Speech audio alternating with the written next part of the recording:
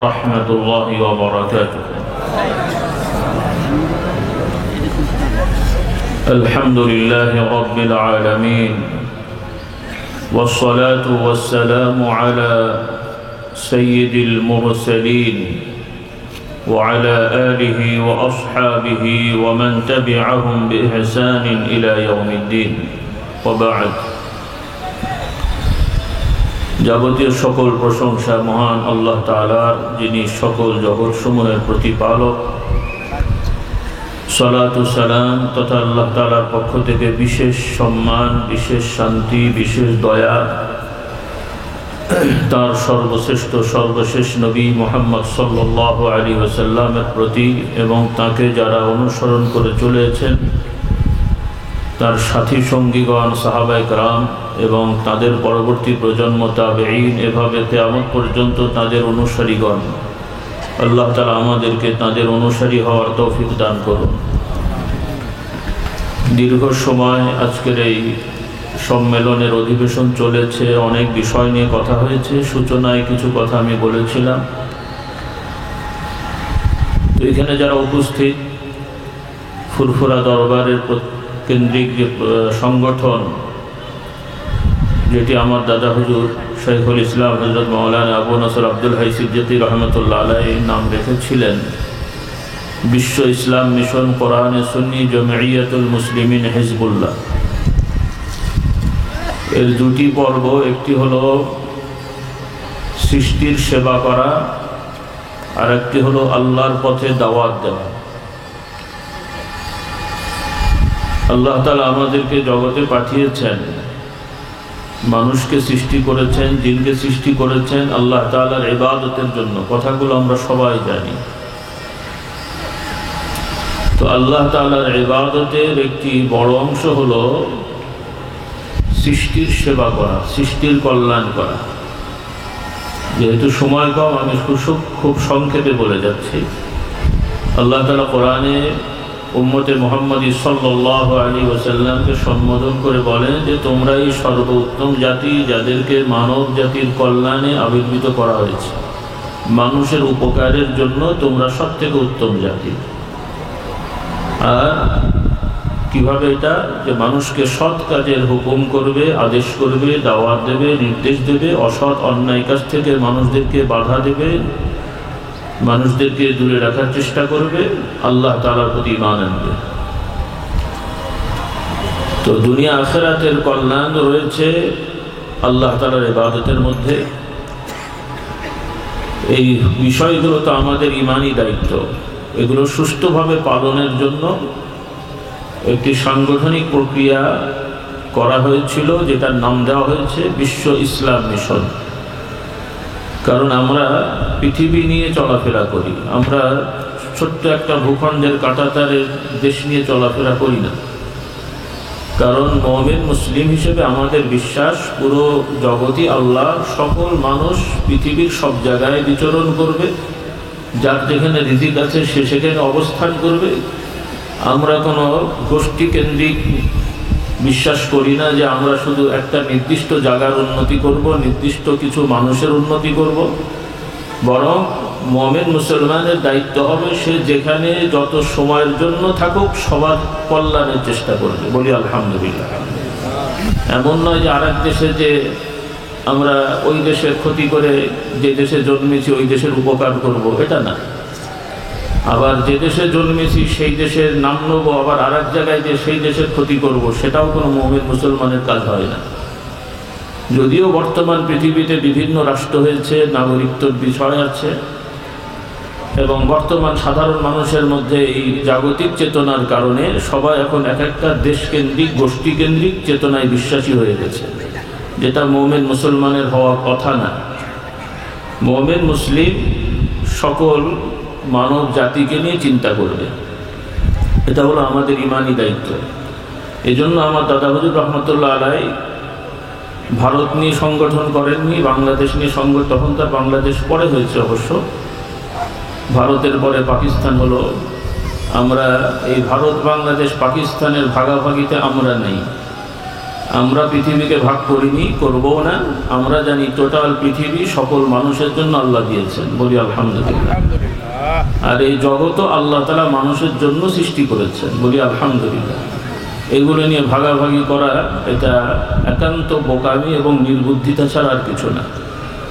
তো এই জন্য বলতে চাই যে এই জন্য তিনি বলেছেন বিশ্ব ইসলাম মিশন, বলি আলহামদুলিল্লাহ। কোরআন সুন্নি এটা পরিচালিত হবে কোরআন সুন্নাহ দ্বারা। আর মোমেন মুসলমানের সংগঠন হবে জমিয়তুল মুসলিমিন, মোমেন মুসলমানের সংগঠন হবে আল্লাহর দলের। কথাটা বুঝলাম? যদিও ফুরফুরা দরবার থেকে আমরা পরিচালিত, কিন্তু আমরা দরবারের দল করি না। কার দল করি? আলহামদুলিল্লাহ পড়েন। হ্যাঁ, একজন ইমাম লাগে জামাত করে নামাজ পড়ার জন্য। ইমাম একজনকে সামনে রাখতে হয়, কিন্তু মোতাবজ্জ হতে হয় কোন দিকে? নাকি ইমামের দিকে? আমার আব্বা হুজুর বলেছে। তো এই জন্যে যেহেতু আমরা দুনিয়ায় আছি, চাষ করতে হবে, কিন্তু জমির উপরে আমার ভরসা না। রোগ হয়েছে, ডাক্তার দেখানো বিধান আছে, কিন্তু ডাক্তারের উপরে ভরসা না। এগুলো নিয়মতান্ত্রিকতা। এটাও আল্লাহর বিধান। এটাও কার বিধান? আল্লাহর বিধান। তো এই হলো বিশ্ব ইসলাম মিশন, কোরআন সুন্নি, জমিয়তুল মুসলিমিন, হিজবুল্লাহ। এখন আপনারা কার্যক্রম চালাচ্ছেন। অনেক সময় প্রশ্ন আসে, বিভিন্ন দল সংগঠন কে কি করলো বললো সেটা তাদের বিষয়, তার কবরের উত্তর সে দেবে, তার বিচার আল্লাহর দরবারে সে দাঁড়াবে। একজনের অপরাধের শাস্তি আল্লাহ তাআলা আরেকজনকে দেবেন না। সেজন্য সমাজে বর্তমানে দিনকে দিন দল সংগঠন বেড়েই চলছে। রাজনৈতিক সংগঠন, অরাজনৈতিক সংগঠন, সমাজকেন্দ্রিক সংগঠন, কত দল সংগঠন আছে, বাড়তেই থাকবে হয়তোবা। আল্লাহ আমাদের হেদায়েত দান করুন, সেটা ভিন্ন বিষয়। তবে আপনারা যারা আলহামদুলিল্লাহ আমাদের পূর্বপুরুষদেরকে ভালোবেসে আসছেন, আশা করি আপনারা ঠকে যাননি। কি মনে হয়? ঠকে গেছেন মনে হয় নাকি? অন্য জায়গায় গেলে হয়তো একটু লাভবান বেশি হওয়া যেত, সেটা আপনাদের ব্যাপার। হলে হতো, সেটা আপনাদের। যদি ঠকে না যেয়ে থাকেন তাহলে দৃঢ়তার সহিত থাকতে হবে, ইনশাআল্লাহ ঠকবেন না। আর দ্বিধা হলে কিন্তু ভাই না এই দিক হলো না ওই দিক হলো, কোনো দিকই তো হলো না। ইয়াকিনের সহিত থাকেন মূল নীতিতে। ফুরফুরার পীর মুজাদ্দিদে জামান হযরত আবু বকর সিদ্দিক রাহমাতুল্লাহ আলাইহি, তিনি কোরআন সুন্নাহ থেকে বাহিরে বের হয়ে নতুন কোনো মতামত তিনি আলাদা করে দেননি। আল্লাহর নবী, সাহাবা, তাবেঈন, তাবে তাবেঈন, সেই সময় থেকে যে মতামতগুলো পৃথিবীতে প্রচলিত আছে, বিশুদ্ধভাবে প্রমাণিত হয়েছে, মুজাদ্দিদে জামান রহমতুল্লাহ আলাইহি সকল মতকেই সম্মান করেছেন। যেগুলোর ক্ষেত্রে একাধিক মত পালন করা যায়নি, একটাকে নিয়ে একটাকে বেছে নিয়েছেন।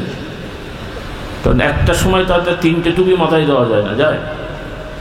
হয়তো একটা দিলাম, তার মানে আরও 2-3 রকমের টুপি খারাপ, সেটা না। আবার সুযোগ হলে 3 রকমই দিলাম। যেমন উদাহরণস্বরূপ বলে দিই, স্বাভাবিকভাবে আমরা বেশিরভাগ গোল টুপি মাথায় দিই, এই যে এরকম গোলা যেটা। আবার আগে আরেকটা ছিল, ওই মাঝখানে ছোট পাড়া কাপড়, তারপরে আবার কুচি দিয়ে সেলাই করা, এটাও আগে ছিল, এখন এটা অনেকটা কমে গেছে। আবার অনেকে আছেন এই গোলটাই কলি দেওয়া থাকে। তো আমাদের ধারায় আমাদের পূর্বপুরুষদের অনেকেই 2 রকম টুপি মাথায় দিয়েছেন, মানে এই রকম গোলও আছে, আবার ওই কলি দেওয়াটাও আছে, যেটাকে 5 কলিও বলে আর কি। তো দুটোই আমাদের মুরব্বীরা অনেকেই দিয়েছেন। তবে আরও অন্যান্য যেগুলো আছে কোনোটাকেই খারাপ বলেননি, কিন্তু একসাথে তো আর 2টো টুপি মাথায় দেওয়া যায় না। হয়তো কোনো সময় এটা দিলেন, কোনো সময় ওটাই দিলেন, দুটোই চলে। আবার কোনো কোনো ক্ষেত্রে এমন জিনিস আছে দুটোই বৈধ, কিন্তু যে কোনো একটার উপরে থাকতে হয়। এটা হলো আমাদের মতামত। অর্থাৎ সবাই হয়তো বুঝতে কষ্ট হচ্ছে, আমি বুঝছি। তো যাদের বোঝার বোঝেন, যাদের শোনার শুনে নেন। সবাই সব বুঝবেন আমি জানি, কিন্তু বলতে তো হবে। অর্থাৎ সমাজে এখন যে চলছেন, আজকে থেকে 30 বছর আগের প্রেক্ষাপট আর এখনকার প্রেক্ষাপট এক কিন্তু নয়। কারণ আপনারাই অনেকে হয়তো দরবারকে ভালোবাসেন, দরবারের জন্য জীবন দিতে প্রস্তুত আছেন, এরকম মানুষও আছেন। আবার আল্লাহর পরীক্ষা আপনারা পড়ে গেছেন যে আপনাদেরই অনেক ছেলেরা দরবারকে শেষ করার জন্য জান দিতে প্রস্তুত আছে। দুরকমই আছে। এই পরীক্ষা অনেকে হয়তো পড়ে গেছেন। তো কিছুটাতে আপনাদের আমাদের দোষ নেই তা না, কারণ আপনারা আমরা দরবারকে ভালোবেসে এসেছি, কিন্তু দরবারের শিক্ষাটা আমরা নিইনি, সন্তানদেরকে দিইনি, যার কারণে তাদেরকে তৃতীয় পক্ষ এসে উল্টো বুঝিয়ে দিয়েছে। এজন্য আপনাদের কাছে অনুরোধ, যদি আপনারা বুঝে থাকেন যে না ফুরফুরা দরবার এসে আমরা ঠকিনি, তাহলে আপনাদের সন্তানরাও যেন ঠকে না যায় সেই চিন্তা করেন। কারণ যেটা আমি দেখতে পাচ্ছি, ইসলামের নামে বহু দল সংগঠন বাংলাদেশ, ভারত, পাকিস্তান সহ পৃথিবীতে হচ্ছে, এবং উল্লেখযোগ্য সংগঠনগুলো বিভ্রান্তির মধ্যে আছে এবং বিভ্রান্তির দিকে মানুষকে ডাকছে। বিভ্রান্তি বোঝার জন্য এতটুকুই যথেষ্ট, যখন কোনো দল সংগঠন বলবে আমরাই একমাত্র ইসলাম প্রচার করছি, আমাদেরটাই একমাত্র হক, আর কেউ হক নেই, বুঝতে হবে এটাই বাতিল। কারণ নতুন করে আর কোনো নবী আসেনি, কোনো দলের প্রতিষ্ঠাতাও নবী না, কোনো দলের আমিরও নবী না, কোনো দলের সংগঠকও নবী না। নবী হলেন মুহাম্মদুর রাসূলুল্লাহ। কাদের সুবিধার্থে দল সংগঠন থাকতে পারে, কিন্তু আমাদের বলতে হবে যে আমরা একে অপরের সহযোগী, কেউ কারো বিরোধী না, কেউ কারো প্রতিপক্ষ না। এই মানসিকতা যার থাকবে, বুঝতে হবে যে সে দ্বীনের কাজ করতে চায়। আর যে মনে করবে যে কেউ থাকবে না আমরাই থাকবো, বুঝতে হবে যে সে মুমিন মুসলমানদের মধ্যে বিভক্তি করে তার ব্যক্তিগত বা গোষ্ঠীগত অথবা তৃতীয় কারো স্বার্থ বাস্তবায়ন করতে চায়। সেজন্য আপনাদের অনুরোধ করব, আপনাদের সাথে কেউ ঝগড়া করলে আপনারা ঝগড়া করবেন না, তবে নিয়মতান্ত্রিকভাবে তাদের মোকাবেলা করবেন। সেজন্য আপনারা শিখে নেবেন কথাগুলো। আর এজন্য আপনাদের কাছে আলহামদুলিল্লাহ আমরা চেষ্টা করেছি যে আমরা কি কাজ করব, কিভাবে করব, সব বিষয়ে একদম লিখিতভাবে সব সাজানো আছে, বলি আলহামদুলিল্লাহ। আমরা কি ঈমান আকীদা পোষণ করব, আগে মানে কিতাবাদি তো আগেও ছিল, কিন্তু সর্বসাধারণের জন্য বই পুস্তক ছিল না। মাদ্রাসার কিতাব আছে, যারা মাদ্রাসায় পড়ে, কিন্তু সাধারণ মানুষের কাছে এগুলো ছিল না। তো আলহামদুলিল্লাহ আহলুল সুন্নাতুল জামাত, অর্থাৎ আল্লাহর নবীর পরে সাহাবা, তাবিঈন, তাবে তাবিঈন, আইম্মায়ে মুজতাহিদিন, আবু হানিফা, মালিক, শাফি, আহমদ ইবনে হাম্বল রাহিমাহুল্লাহ, বুখারী, মুসলিম, তিরমিজি, এই সকল ইমামরা যে ঈমান আকীদার উপরে ছিলেন, আলহামদুলিল্লাহ আমরা সেই ঈমান আকীদার উপরে আছি, থাকবো। তবে সেই ঈমান আকীদাগুলো কি সাধারণের কাছে স্পষ্ট না, আবার যারা মাদ্রাসায় পড়েন তাদের কাছে অনেকের স্পষ্ট না, কারণ সেভাবে তারা বই পুস্তকগুলো পড়তে চান না। এজন্য আপনাদের অনুরোধ করব, প্রত্যেকেই আমাদের সংকলিত ইসলামী আকীদা শিক্ষা বইটা নিজেরাও পড়বেন, এবং প্রত্যেকের নিজেদের ছেলে মেয়েদের জন্য আপনারা কিনে নিয়ে যেয়ে তাদেরকে দেবেন। আপনার 2-3টে ছেলে মেয়ে পড়াশোনা করে, 3 জনের কি 1 সেট বই থাকে না 3 সেট বই থাকে? নাকি ওই বড়টার 1-এর বই রেখে দেন, ছোটটাকে দেন? এরকম কজন আছেন ভাই? ওগুলো থাকে না সাধারণত, বা ওগুলো সেভাবে যত্ন করা যায় না। এই জন্যেই আপনার যতগুলো ছেলে মেয়ে আছে, যখন তার পড়ার বয়স হবে, তার লেভেল অনুযায়ী 7, 8, 9, 10-এ যখন চলে যাচ্ছে, ছেলে হোক মেয়ে হোক, প্রত্যেককেই ইসলামী আকীদা শিক্ষা বই দেবেন। ওজিফা নামাজ শিক্ষা বইটা আপনার পক্ষ থেকে দেবেন, তাদেরকে পড়াবেন। আর এছাড়াও আপনাদের তো বলা হয়েছে, মুবাল্লিগিন ভাইরা ছাড়াও যারা মুহাব্বত করেন, যে যেই এলাকায় আছে অন্তত চেষ্টা করেন এক একটা এলাকা কেন্দ্রিক। এখন এক একটা ওয়ার্ডে 5-7-10টা মসজিদ আছে, কোনো গ্রামে 7-8টা মসজিদ আছে, সব মসজিদে সম্ভব হবে না। অন্তত প্রতি গ্রামের একটা করে মসজিদ আপনারা চেষ্টা করেন অনুমতি নেওয়ার, যে ওই মসজিদে নিয়মিত জিকিরের তালিম হবে। দরকার আছে না নাই? ব্যক্তিগত আমল সেটা অনেক বেশি হতে পারে, ব্যক্তিগত যার যেমন হবে। আপনার ইচ্ছা হয়েছে আপনি 1000 বার দরুদ শরীফ পড়বেন, তো মসজিদে সাধারণ মানুষকে নিয়ে তো আর 1000 বার দরুদ শরীফ পড়া সম্ভব না, সেখানে সংক্ষেপ করতে হবে। আপনার ইচ্ছা হয়েছে আপনি 50,000 বার কলেমা শরীফ পড়বেন, মসজিদের তালিমি মাহফিলে তো সেটা সম্ভব না, সেখানে একটা লিমিটেশন আছে। সেজন্য ব্যক্তিগত আমল যার যার সেটা থাকবে। ব্যক্তিগত অনেক পীর মাশায়েখও থাকতে পারে, দরবারের ভেতরেও থাকতে পারে, অন্য দরবারেও থাকতে পারে, কারণ আমরা এগুলোতে বিশ্বাস করি। কারণ আল্লাহওয়ালাদের মধ্যে ঝগড়া নেই, আছে। যারা আল্লাহওয়ালা হয়, এক আল্লাহর ওলির সাথে আর এক আল্লাহর ওলির কখনো কোনো ঝগড়া হতে পারে না, যদি আল্লাহর ওলি হয়। আর যদি স্বার্থবাদী হয় তাহলে তো সে হবেই। কোনো নবীর সাথে কোনো ঝগড়া ছিল নাকি?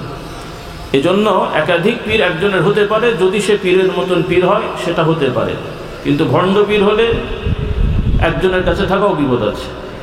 তো সেজন্য ব্যক্তিগত ওজিফা আলাদা, তালিমের অর্থাৎ সামাজিকভাবে যেই তালিম চলবে সেটা জিনিসটা আলাদা, এটা আপনাদেরকে খেয়াল রাখতে হবে। সেজন্য আমরা যে নেশাব করে দিয়েছি সুন্নত ভিত্তিক তালিম, ইস্তেগফার, সূরা ফাতিহা, ইখলাস, দরুদ শরীফ, কলেমা শরীফ, তাসবিহ, তাহলিল, তওবার ফয়েজ, রহমতের ফয়েজ ইত্যাদি আমল আধা ঘন্টা, 20 মিনিট, 1 ঘন্টা আপনারা মজলিসে করবেন। এর সাথে কোরআন থেকে কিছু আলোচনা, হাদিস থেকে কিছু আলোচনা, মাসলা মাসাইল কিতাবের মধ্যে সীমাবদ্ধ থাকেন। এর বাইরে গেলে কি বলতে কি বলবেন বিতর্ক হবে, ঝামেলা কম করেন। যারা উলামা একরাম তাদের কথা ভিন্ন। এই বিষয়টা যেহেতু মুবাল্লিগ আর আলেম এক জিনিস না, আলেমরাও মুবাল্লিগ হতে পারেন, কিন্তু সব মুবাল্লিগ আলেম হতে হবে এটা শর্ত না। মুবাল্লিগের কাজ হলো পৌঁছে দেয়া, তিনি আলাদা করে স্বতন্ত্র কিছু সাজিয়ে বলা দায়িত্ব তার না। আমরা যা বলবো, যা করতে বলবো, যা শেখাবো সেটা আর একজনকে পৌঁছে দেবেন। এটার জন্য কি MA পাস করা দরকার, টাইটেল পাস দরকার, PhD দরকার? এটা অনেকে বুঝতে ভুল করেন। অনেকে মনে করেন সাধারণ মানুষ মুবাল্লিগ হয় কেমন করে। তো মুবাল্লিগের কাজ তো ওয়াজ নসিহত করা না বা শিক্ষা দেয়া না, তিনি পৌঁছে দেবেন। এজন্য এই বিষয়টা আমরা খেয়াল রাখবো।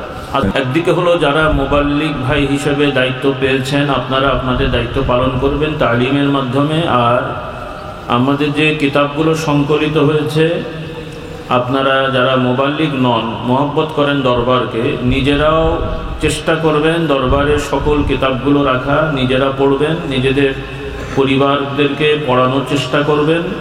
এবং যার যতটুকু সামর্থ্য আছে ব্যক্তিগত উদ্যোগে 2-3 জন একসাথে হয়ে কিছু ফান্ড করে এই কিতাবগুলো কিনবেন। এবং মনে করেন আপনি 10 জনকে বিলি করলেন, আরেকজন 20 জনকে বিলি করলেন। বিশেষ করে যুবক শ্রেণী যারা আছে, আপনারা স্কুল কলেজের ছাত্রদের বিষয়ে সচেতন হন। নিজেদের ছেলেরা তো বটেই, আপনার এলাকার যে সকল ছেলেমেয়েরা স্কুল কলেজে পড়ে, 9, 10, 11, 12 ডিগ্রি, অনার্স, মাস্টার্সে আছে, এইভাবে আপনার আত্মীয় স্বজনের কাছে কিতাবগুলো দেবেন। প্রয়োজনে তাদের বাবাদের অনুমতি নিয়ে দেন, যে তারা যাতে ভুল না বোঝে যে আমাদের ঈমান আকীদা এটা যে জাগতিক কোনো দুনিয়াবি কোনো দল সংগঠনের দাওয়াত আমরা দিচ্ছি না, এটা স্পষ্ট করে দেবেন যে আমরা দুনিয়াবি কোনো দলের নই, আমরা আল্লাহর বান্দা হিসেবে আল্লাহর বান্দাদেরকে আল্লাহর বান্দা বানানোর চেষ্টা করি। বলি আলহামদুলিল্লাহ।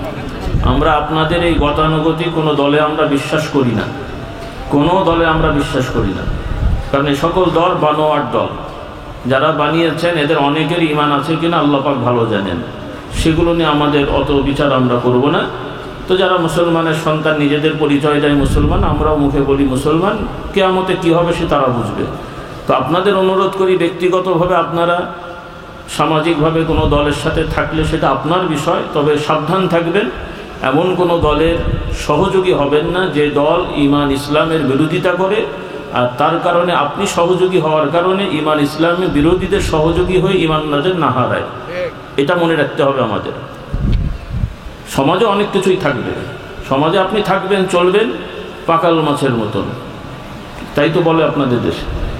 একটা মাছ আছে না, যে কাদাতে ঢুকলেও গায়ে বান মাছ আছে, এক জায়গায় এক বান মাছ, পাকাল মাছ, আরও কি সব বলে আর কি মাছ একই। অর্থাৎ পানিতে তো থাকতে হবে, কাদা তো আসবে, কিন্তু গায়ে যাতে না লাগে সেইভাবে চলতে হবে।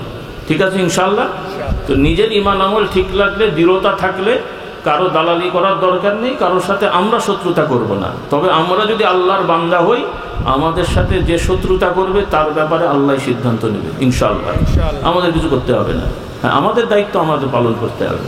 এই নীতিগুলো আপনারা খেয়াল রাখবেন। কারণ অনেক সময় আমাদের মহব্বতের ভাইয়েরাও অনেক সময় বিভিন্ন জায়গায় যে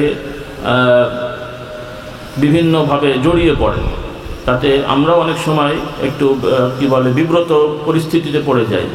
আপনারা এই বিষয়গুলো খেয়াল রাখবেন। আপনাদের স্বাধীনতা আছে, আপনারা ভালো স্বাধীনভাবে ভালো যা করবেন কোনো সমস্যা নেই, কিন্তু স্বাধীনতার নামে যদি আপনারা ঈমান আকীদা বিরোধী কাজে জড়িয়ে যান, তাহলে আর দরবারে এসে লাভ কি হলো ভাই? আল্লাহ আমাদের হেদায়েত দান করুন, যাতে আমাদের ঈমান আমল নষ্ট না হয়। আল্লাহ আমাদের হেফাজত করুন। তো যাই হোক, অনুরোধ থাকবে আপনারা দাওয়াতি কাজ বেশি করে করবেন।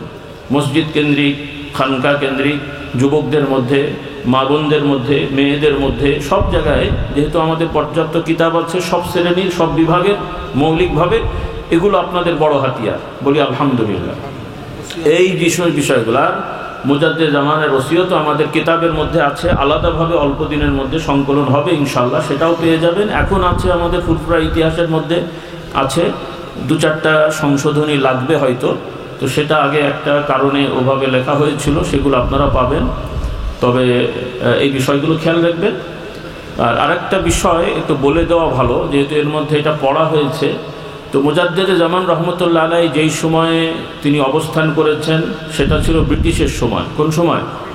ব্রিটিশ সময়, মানে ব্রিটিশরা ভারতবর্ষ শাসন করছিল, সেই সময় তিনি অনেক মাসআলা দিয়েছেন। তো সবই ঠিক আছে, কিন্তু কিছু কিছু মাসআলা স্থানকাল পরিবর্তন হলে পাল্টে যায়। একজন অসুস্থ ছিল, ফতোয়া চেয়েছে, আমি বললাম ভাই আপনি তায়াম্মুম করেন। এখন সুস্থ হলেও কি তায়াম্মুম করবে? সে যদি বলে যে হুজুর বলে গেছে তাই করতে থাকবো, কেমন হবে ভাই? এই জন্য মুজাদ্দিদ জামানের সময় একটা মাসলা জটিলতা ছিল পৃথিবীব্যাপী, সেটা হলো জুমার দিনে জুমা পড়ার পরে আখিরি জোহর পড়া। তো ওই সময় অধিকাংশ দেশগুলো ব্রিটিশদের কলোনি ছিল, ব্রিটিশরা শাসন করত দখল করে। মুসলমানদের বা অন্যান্য ধর্মদেরও তেমন কোনো স্বাধীনতা ছিল না। পরবর্তীতে তারা বিতাড়িত হওয়ার কারণে বর্তমান ভারত থেকে যেই দেশগুলো আলাদা হয়েছে, পাকিস্তান, বাংলাদেশ ইত্যাদি ইত্যাদি, সবগুলো দেশই এখন তাদের সংবিধান অনুযায়ী সকল ধর্মের মানুষের, নাগরিকদের ধর্মীয় স্বাধীনতা সমান। কাজে এখানে স্বাধীনভাবে ধর্মকর্ম করার রাষ্ট্রীয়ভাবে স্বীকৃতি আছে, এবং রাষ্ট্রীয়ভাবেও জুমা মসজিদগুলো অনুমোদিত ভারতেও। আর বাংলাদেশে তো সংবিধানে যাই থাকুক ওখানে তো লেখাই আছে যে রাষ্ট্রধর্ম ইসলাম। কাজেই ভারতের মাসালা আর বাংলাদেশের মাসালা সব ক্ষেত্রে এক হবে না, কিন্তু এটা আপনাদের একটু বুঝতে হবে, ওলামাদের বুঝতে হবে। সেজন্য আমাদের পরামর্শ, আগে যারা একটা সময় আখিরি জোহর পড়েছেন, আমরাও এক সময় পড়েছি ওই মাসলার ভিত্তিতে, কিন্তু পরে ওলামারা তাহকিক করে দেখেছেন যে বর্তমান যে সিচুয়েশন, তাতে জুমাগুলো রাষ্ট্রীয় কর্তৃক অনুমোদিত বিধায় এখানে কোনো সন্দেহের অবকাশ নাই। এজন্য আমাদের আলাদা করে আর আখিরি জোহর পড়ার দরকার হচ্ছে না।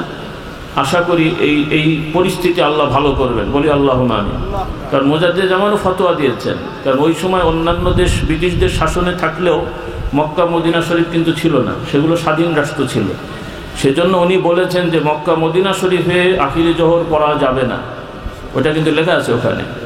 কারণ মক্কা মদিনার অবস্থা তখন ভিন্ন ছিল, এখনও আলাদা। এটা আপনাদের একটু মাথায় রাখতে হবে। অনেকে মনে করেন উনি বলেছেন, তো তিনি, এটা তো ফাতোয়া, আমি তো আগেই বললাম। অসুস্থ ছিল, তায়াম্মুমের কথা বলা হয়েছে, সুস্থ হলে এখন কি করতে হবে? না মশলা বোঝানো যায়নি। আচ্ছা, ব্যক্তিগত বোঝার থাকলে বুঝে নেবেন, আমার দায়িত্বটা আমি বলে দিলাম। কারণ যেহেতু ওসিয়তে ওইটা আছে, ওইটা তো আর আমরা অস্বীকার করব না, যেটা যেভাবে আছে সেভাবেই বলবো। কিন্তু যেখানে যেটা প্রেক্ষাপটের আলোচনা, ওইটা আমাদেরকে বলতে হবে, না হলে তো আপনারা ভুল করবেন অথবা আমরাও দায়িত্বের মধ্যে পড়ে যাব। আল্লাহ আমাদেরকে সঠিক বুঝতেন। যেহেতু আসরের সময় হয়ে আসছে, আর কথা বাড়াচ্ছি না। হ্যাঁ, বিষয়টা। আর একটা বিষয় অনেকে বুঝতে অসুবিধা হচ্ছে, এখানে অল্প কিছু মুবাল্লিগ ভাইদেরকে ডাকা হয়েছে, নতুন করে দায়িত্ব দেওয়া হয়েছে, নতুন বিন্যাস করা হয়েছে। তবে এনারাই শুধু না, আমাদের শুরু থেকে, এই সংগঠনের শুরু থেকে এ পর্যন্ত কোনো মুবাল্লিগ ভাইদেরকে আমরা দরবারের দায়িত্ব থেকে বাদ দিইনি। যারা যেভাবে আগে থেকে আছেন সবাই তাদের স্থানে আছেন, বরং তাদের কাজের সুবিধার্থে যোগ করে দেওয়া হয়েছে। কি করা হয়েছে আবার বলেন? যাদেরকে দেওয়া হয়েছে এদেরকে যোগ করা হয়েছে, কাউকে বিয়োগ করা হয়নি, কাউকে বাদ দেওয়া হয়নি। অনেক সময় কেউ হয়তো বলতে পারেন তো আমার নামটা তো বলা হয়নি। না, আপনার নাম, আপনি যারা আছেন যেহেতু, তা আপনার তো নতুন করে নাম বলার দরকার নেই। হ্যাঁ, এখানে 2-1 পুরাতনকেও নতুন বলা হয়েছে বিন্যাসের কারণে, অর্থাৎ আগের দায়িত্বের সাথে আবার আরেকটা দায়িত্ব জুড়ে দেওয়া হয়েছে, এজন্য বলা হয়েছে। কথাটা স্পষ্ট হলো তো? আপনারা আবার এটা নিয়ে ভুল বোঝাবুঝি করেন না। আমরা কাউকে বাদ দেওয়ার পক্ষে না, বরং জোড়া দেওয়ার পক্ষে। একই এলাকায় যারা জেলা আছেন, সহকারী আরও 5-7 20 জন হতে পারে, যখন যত লাগবে তত বাড়ানো হবে। আমাদের দাওয়াতি কাজ বাড়াতে হবে, বলি আলহামদুলিল্লাহ। আর যেহেতু আপনারা ইখলাসের সহিত কাজ করবেন, এখানে তার দুনিয়াবি কোনো স্বার্থ নেই, কাজে কথা আসার সুযোগও থাকার কথা না। আল্লাহ আমাদের হেদায়েত করুক। যাই হোক, যেহেতু আসরের সময়, আমরা এখনই সংক্ষেপে দোয়া করে দিচ্ছি। মুসাফির হালতে আছি, আল্লাহ সবাইকে কবুল করুন। যাদের সুযোগ আছে প্রথম জামাতে শরীক হবেন, একবারে হয়তো জায়গা হবে না। আপনারা একবারে উঠেন না, এখান থেকে 50% উঠে যান। দোয়ার পরে মসজিদে জায়গা হলে আপনাদের ডাকা হবে। প্রথম জামাত হয়ে গেলে দ্বিতীয় জামাতে আপনারা শরীক হয়ে, না হলে সব একসাথে গেলে ঠেলাঠেলি হবে। আর যারা মনে করেন যে বাইরে যে অন্য মসজিদে পড়বেন বের হয়ে যাবেন, সেটাও হতে পারেন। তবে এখানে পড়তে হলে একসাথে সবাই যেন না, আগে থেকে অর্ধেক যাবেন, অজু আছে যাদের আগে চলে যান, জামাত হয়ে গেলে দ্বিতীয় জামাত হবে। কথা বোঝাতে পেরেছি? এখনই দোয়া হবে। দরুদ শরীফ, আল্লাহুম্মা সাল্লি আলা সাইয়্যিদিনা মাওলানা মুহাম্মাদিন النبي الأمي وآله وأصحابه وبارك وسلم اللهم أنت السلام ومنك السلام تباركت يا ذا الجلال والإكرام। আয় রব্বুল আলামিন আমাদের সকলের এই প্রচেষ্টাকে কবুল করো। আজকের এই মাহফিল ইন্তজামে আয়োজনে আমার যশোর এলাকার যে সকল শহরের ভাইয়েরা আছেন, আশপাশের বিভিন্ন থানা, গ্রাম, ইউনিয়ন সহ 4 জেলা ব্যাপী যত ভাই বোনের ভাইয়েরা এখানে সহযোগিতা করেছেন, অনেক মা বোনরাও সহযোগিতা করেছেন বাড়িঘর থেকে, যে যেভাবে সহযোগিতা করেছেন আল্লাহ দয়া করে সবাইকে কবুল মঞ্জুর করেন। এবং প্রশাসন থেকেও যেভাবে সহযোগিতা করেছেন, বিভিন্ন বিভাগের দায়িত্বশীল এখানে আশপাশে আছেন, তাদেরকেও আল্লাহ তাআলা ভালো কাজ করার তৌফিক দান করেন।